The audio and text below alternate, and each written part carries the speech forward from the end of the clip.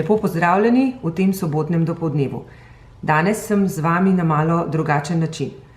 Rada bi vam namreč predstavila sistematično poučevanje bralnih učnih strategij na naši šoli in pot do oblikovanja operativnega načrta poučevanja.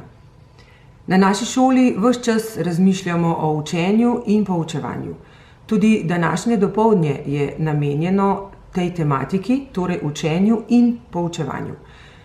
Verjetno se spomnite, da smo se po zaključku 3-letnega usposabljanja za samoevalvacijo na šoli odločili, da nadaljujemo z razvijanjem bralne pismenosti, ki je bil eden od 2 glavnih ciljev projekta. Ravnatelj je imenoval delovno skupino za to področje, ki je pripravila pedagoško konferenco, na kateri pa smo ugotovili, da veliko aktivnosti za razvijanje bralne pismenosti že izvajamo. Kljub temu smo želeli pridobiti še nekaj teoretičnega znanja, zato smo na šolo povabili doktorico Sonjo Pečjak in kasneje še gospo Miro Kramarič, ki sta predstavili nekaj teoretičnih in praktičnih primerov razvijanja bralne pismenosti. Ob obisku Mire Kramarič smo kupili tudi več izvodov njunega priročnika Bele barve. Ker je priročnik zelo praktično naravnan, smo učiteljice, ki smo sodelovali pri pripravi te pedagoške konference, takrat še z Barbaro Bergant na čelu, videli zelo dobro priložnost, da to uporabimo tudi v naši praksi na šoli. Kot rečeno, je na šoli delovala delovna skupina za bralno pismenost.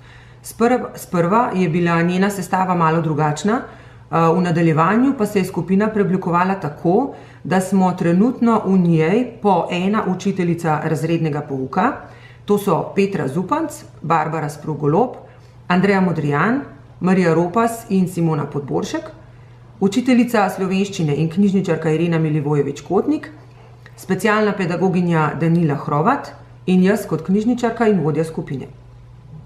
Ker smo torej želeli praktično uporabljati bralne učne strategije iz priročnika, smo se januarja 2017 zbrale članice delovne skupine in izbrale strategije, ki jih v vsakem razredu v okviru KIZ-a izvajava knjižničarki. Dogovor je tak, da midve predstaviva izbrano strategijo, potem pa jo čez leto učiteljice še večkrat ponovijo na drugih primerih.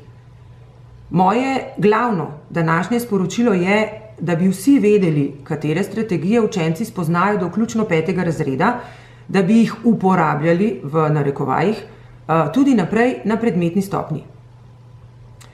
Če pogledamo konkretno zdaj, v 1. razredu učenci spoznajo enostaven časovni trak, ki ga sestavimo najprej na primeru znane, potem pa še na primeru neznane pravljice.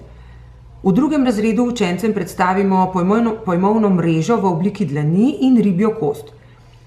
Dlan uporabimo za opis, ribjo kost pa za sopomenke in protipomenke. V 3. razredu učenci pri matematiki spoznajo Venov diagram, ki pa ga potem uporabimo še pri slovenščini, in sicer za primerjavo 2 besedil, gre pa za opis 2 družin. In tudi na primeru opisa Arktike in Antarktike. V 4. razredu učenci na primeru besedila o družbi, o otrokovih pravicah spoznajo uporabo Pavkove strategije, in sicer do 3. stopnje. To pomeni, da besedilo preberemo, počrtamo pomembne podatke in izpišemo oziroma oblikujemo ključne besede. Gre za strategijo postopnega zgoščevanja oziroma krajšanja besedila, ki se preko iskanja ključnih besed zaključi z oblikovanjem povzetka. 4. fazo v tem razredu, torej povzetek, naredimo samo ustno. V 5. razredu pa strategijo zaključimo s pisnim povzetkom. Uporabljamo pa jo na besedilih iz učbenika za družbo, naravne enote Slovenije, iz katerih kasneje učenci izdelujejo tudi plakate. Tudi na predmetni stopnji smo želeli nadaljevati s takim sistematičnim načinom poučevanja strategij, vendar se je izkazalo, da je to bolj zapleteno, zato smo članice najprej želeli preveriti stanje. Povprašali smo po šoli, kaj se s področja bralnih učnih strategij na šoli že izvaja, in ugotovile, da se v učenju učenja in motivaciji za učenje učenci v 6. in 7. razredu pogovarjajo samo v okviru tehniškega dne na temo poklicev. Vseeno smo potem v našo tabelo dodali poučevanje osnovnega in izbirnega iskanja po sistemu COBISS za 6. in 8. razred. To izvaja knjižničarka Irena v okviru KIZ-a. V 7. razredu pa jih uči pravil za izdelavo seminarske naloge in citiranje.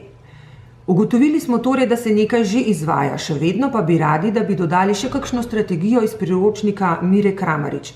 Strategij je namreč ogromno. Skratka, da bomo vsi seznanjeni, kaj počnemo, je nastala tabela, ki je objavljena v letnem delovnem načrtu, posebej pa tudi v spletni zbornici pod zavihkom Vertikalno povezovanje. Barbara in Irena vam bosta danes na delavnici na primeru besedila predstavili uporabo vseh 4 omenjenih strategij in pokazali primere prakse, zato naj bo za zdaj dovolj govorjenja.